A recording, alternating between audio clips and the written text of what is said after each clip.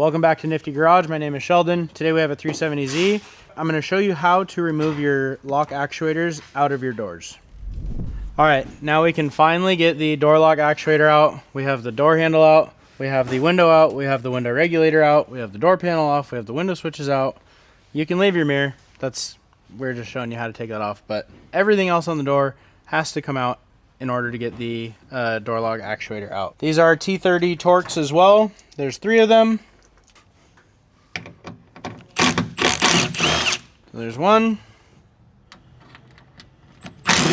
2,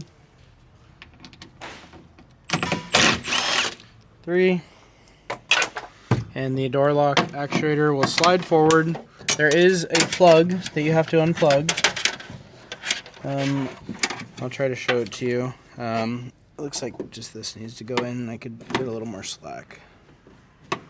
This is just for viewing purposes. You don't have to do this when you're removing it. You can kind of see it in there now,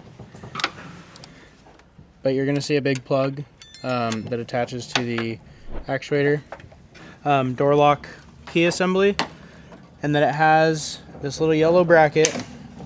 You're going to want to pick that up like that, and it's going to drop it, and then your actuator is free and you can take it out. Alright, we are at the passenger side now, and it doesn't matter if you do these first or this first or unplug it first. I'm just going to show you that it can be done either way. Also, this technically isn't mandatory right here. It just kind of helps you get a little more pull on the plug. Press on the release, slide the plug out. You can see that is free.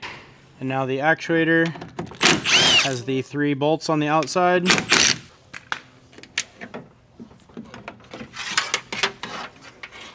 And there you go. The passenger actuator is a little easier, I would say, to take off, just because you don't have the extension rod for the actual key lock device. That is how you remove your door lock actuators on your 370Z.